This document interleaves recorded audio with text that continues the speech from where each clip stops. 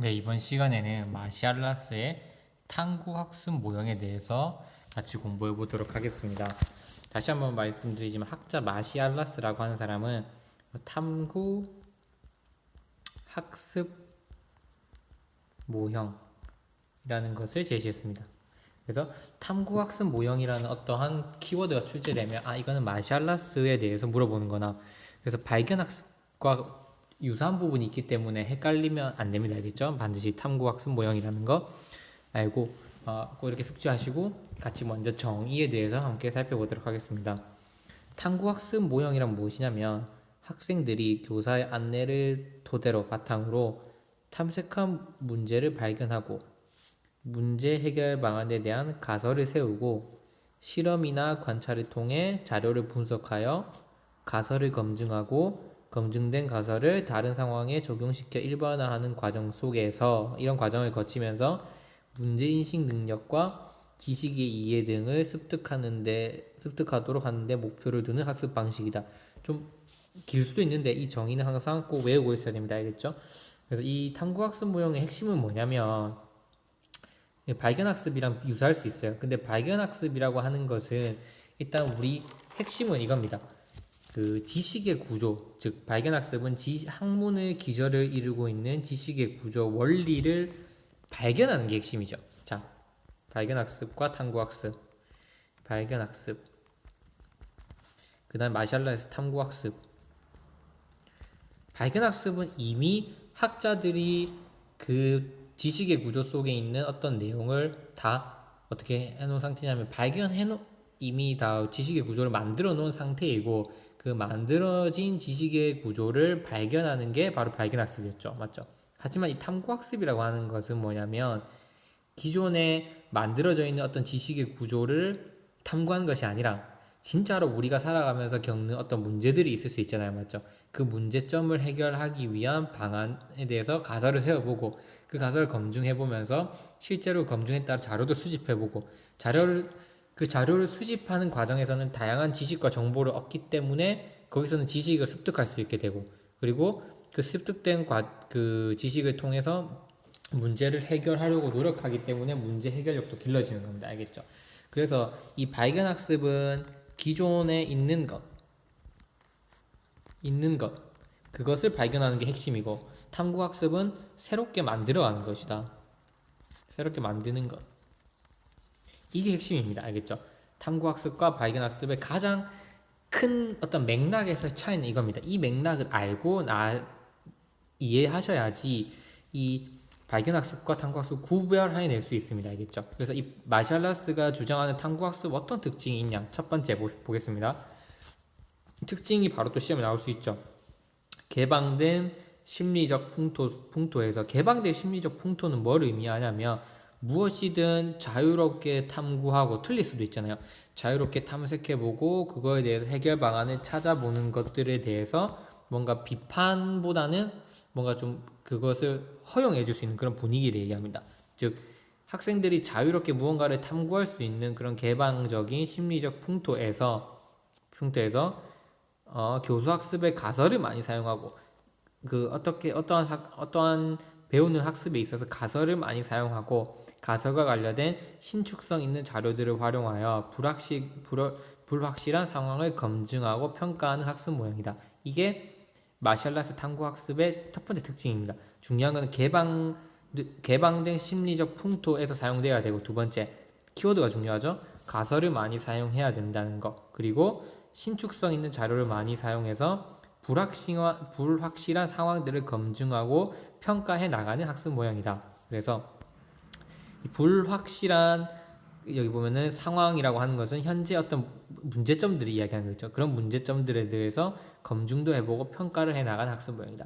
발견학습과는 좀 다르죠. 무언가 탐구하는 것은 발견학습이랑 이 탐구학습 모형이랑 일치합니다. 왜냐하면 무엇인가를 원리를 습득해서 적용하는 게 아니라 실제 자기네들이 어떤 사례를 분석해서 하나의 원리를 만들어내는 것이라는 측면에서는 유사하지만, 이 탐구학습 모형은 개방된 풍토에서 가설을 통해서 불확실한 상황에 대한 검증과 평가를 위해 사용하는 방법이다. 이게 핵심입니다. 두 번째, 어떤 문제 해결이나 주제 학습을 위해 교사가 학생들의 능동적인 탐구 행위를 촉진시키는 교수 형태이다. 어떤 문제 해결 위주로 사용되는 것이다. 이거는 이해되죠? 앞에서는 지식의 구조를 습득하는 게 핵심이었다면 이 마샬라스의 탐구 학습은 문제를 해결하기 위해서 혹은 어떤 주제를 학습하기 위해서 교사가 학생들의 능동적 탐구 행위를 시키는 것이라고 볼 수 있다. 이 주제 학습과 연관된 주제 학습을 위해서 탐구 학습을 하는 것은 뭔가 발견 학습과 유사할 수 있지만 어떤 문제를 해결하기 위해서 하는 것은 아까 좀 다를 수 있거든요. 그래서 핵심 포인트 두 번째. 어떤 문제 해결 및 주제 학습을 위해서 학생들의 능동적 탐구 행위를 촉진시키는 교수법이다. 특징 이렇게 적으면 됩니다. 첫 번째는 심리적 풍토에서 가설 사용을 통해서 불확실한 상황을 검증하는 학습법이다. 마지막 탐구학습 조건은 공개된 토론 분위기, 가설 중시, 증거를 위한 사실의 사용이다. 이렇게 탐구학습 조건 세 가지를 만약에 쓰라고 한다면 공개된 분위기 속에서 지속 이 탐구학습이 진행되어야 하고 그 다음에 가설 설정을 반드시 해야 하며 문제 해결을 위해서 그 가설을 일반화시키기 위해서 증거를 위해서 사실적인 요소들을 사용하는 것이다. 이 세 가지를 적어주시면 됩니다. 알겠죠? 탐구학습의 조건 세 가지 이해되죠? 그래서 특징 세 가지를 적으라면 탐구학습의 조건은 이렇게 세 가지가 있다. 두 번째, 탐구학습은 이거를 촉진시키기 위한 교수 형태다. 맞아, 탐구학습은 개방된 심리적 풍토에서 불확실한 상황을 검증하고 평가하는 학습 모형이다. 이 세 가지로 외워주시면 됩니다. 알겠죠? 이게 탐구학습의 일반적인 특징이고, 그러면 마샬라스가 제공하는 탐구학습의 절차가 있습니다. 그 절차는 여기 나와 있는 것처럼 총 하나, 둘, 셋, 넷, 다섯, 6가지 절차를 따릅니다. 단 헷갈리면 안 되는 거, 이 정의라고 하는 거는 가설 설정부터 탐색, 증거 제시 일반화까지 어떠한 분야에서든 활용되어야 하는 게 정의입니다. 알겠죠? 그거는 좀 이따 설명드리겠습니다. 그러니까 순서가 이렇게 가는 건 맞아요. 일반적으로 이렇게 탐색, 증거 제시 일반화 맞대. 이 정의라고 하는 거는 여기서도 써야 되고, 그 다음에 여기서도 써야 되고, 여기서도 써야 되고, 여기서도 써야 되는 정의는 다양한 이 절차들 안에서 쓰여야 하는 게 정의이다. 그 외에는 안내부터 이 순서대로 진행된다. 알겠죠? 안내, 가설 설정, 그 다음에 정의, 탐색, 증거 제시, 일반화. 이때의 정의는 대신에 3번에만 국한되지 않고 4번, 5번, 6번에서든 혹은 2번에서는 언제든지 사용될 수 있다. 1번은 아닙니다. 알겠죠? 이해되죠? 자, 함께 살펴보겠습니다. 첫 번째, 안내의 단계. 안내는 뭐냐면 당면하고 있는 여러 과제 중에서 탐구 문제가 될 만한 것을 교사가 이끌어내는 겁니다. 예를 들면 교사가 학생들한테 안내해 주는 겁니다. 여러 과제들 중에서 학습자들이 탐구할 만한 과제를 찾는 거는 쉬운 게 아니잖아요. 그래서 교사가 한마디로 안내해 줘라 이겁니다. 어떠한 예를 들면 과학을 배울 때 이 분야에서 탐구할 만한 것을 정해주는 거죠. 예를 들면 학교에서 실제로 뭐 소논문 쓰기 대회 같은 거를 합니다. 요즘에 학교 현장에서. 그러면 그 소논문 쓰기 대회를 한다고 치면 만약에 그 분야가 정해지겠죠. 인문 분야에서도 뭐 사회 분야가 될 수 있고 국어가 될 수도 있고 뭐 과학 분야가 될 수 있는데, 국어에서는 예를 들면 이러한 지역 방어, 지역 사투리를 쓰는 것, 그 학습자들이 탐구할 수 있을 만한 주제를 교사가 선정하는데 도움을 줘야 된다는 겁니다. 예를 들면 과학 같은 경우에는 학생들 수준에 맞게 뭐 예를 들면 뭐 나뭇잎의 모양은 왜 나무마다 조금씩 다른가 이런 거, 혹은 세포가 뭐 어떻게 뭐 분열을 할 때 어떤 환경 속에서 잘 일어나나, 이렇게 학습자들이 실제로 그 학습 환경에서 상황에 맞게 탐구를 할 수 있는 그런 것들을 안내해 줄 수 있어야 된다. 이게 첫 번째 안내 단계입니다. 알겠죠? 그래서 탐구 문제가 될 만한 것을 교사는 이끌어내 준다. 이렇게 보습니다. 예를 들면 문명의 발상지는 비옥한 하천의 유역이다. 이러한 지역은 많은 음식물의 원천을 가지기 때문이다. 이렇게 일단 안내, 무엇을 탐구할지 한번 살펴보는 것입니다. 그 다음에 가설 설정입니다. 그래서 내가 학생들이 탐구할 만한 어떤 문제를 안내를 통해서 이끌어냈다면 그 다음으로 해야 될 거는 학생들이 가설을 설정할 수 있도록 도와줘야 됩니다. 가설 설정은 설명이나 해결을 위한 서술적 진술이며 안내된 내용으로부터 일반화 가능한 것으로 이끌어낸다. 설명이나 해결을 위한 서술적인 진술이다. 그래서 서술적인 진술은 뭘 의미하냐면 무엇은 무엇이다 이렇게 진술돼야 된다는 게 서술적인 진술입니다. 이해되죠? 무엇은 무엇이다라고 진술되는 것이 서술적인 진술입니다. 그래서 이 안내된 내용 여기서부터 무엇인가 일반화 가능하다고 생각하는 것을 서술적인 진술로 이끌어내는 게 가설 설정입니다. 그래서 제일 첫 핵심은 이겁니다. 어렵게 생각하실 수 있는데 쉽게 보면 일단 탐구할 만한 주제를 이끌어내고 그럼 탐구해야 되잖아요. 항상 탐구는 뭐냐면 가설 설정부터 시작합니다. 이 상황을 놓고 보니까 이거는 이러할 것이야 가설을 놓고 그래서 자료를 조사해서 그 가설이 맞는지 아닌지 조사하는 방법이거든요. 마찬가지입니다. 그래서 이 안내된 내용으로부터 앞에서 이 안내된 내용으로부터 일반화 가능한 것을 이끌어낸다.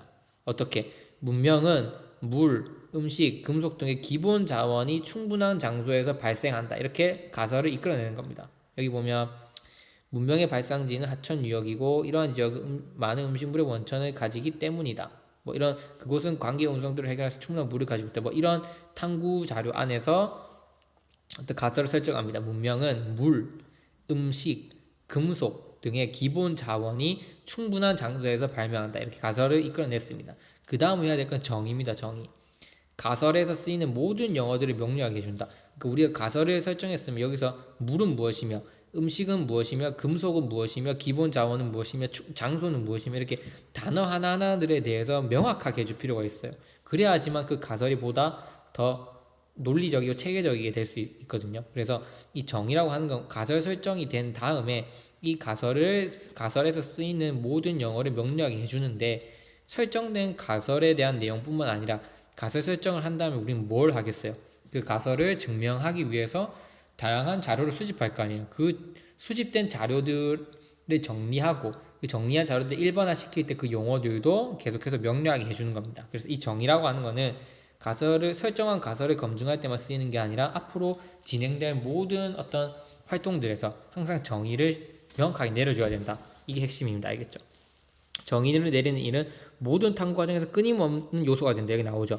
만약 가설 단계에서 쓰이는 용어의 의미가 명백히 밝혀지지 않으면 탐구의 전개를 방해할 수 있다. 그래서 무언가 용어가 명확하게 확립이 되지 않으면 이 탐구 절차가 더 다음 단계로 이루어질 수 없다는 겁니다. 알겠죠? 그래서 반드시 가설 설정된 뒤에는 정의를 내려주고 가설에 대해서 앞으로 탐색할 방향으로 나아갈 수 있도록 더 빠르게 나아갈 수 있도록 해줘야 된다. 그 다음 설정된 가설에 대해서 탐색을 한다. 두 번째는 바로 이 가설에 대해서 그 다음에 마샬라스는 이렇게 얘기합니다. 그러면 가설 설정했으니까 바로 자료 수집을 해야겠네? 그렇게 보진 않습니다. 설정된 가설의 정의를 하고 나서 그 가설에 대한 추리 과정을 실시해야 됩니다. 즉 우리가 설정한 가설을 보다 세분화시킵니다. 세분화시킨 가설을 만약 무엇이면 무엇이다라는 식의 논리로 검증을 해나갑니다. 예를 들어 볼게요. 만약에 문명이 기본 자원이 풍부한 장소에서만 발달한다면 가정법이죠.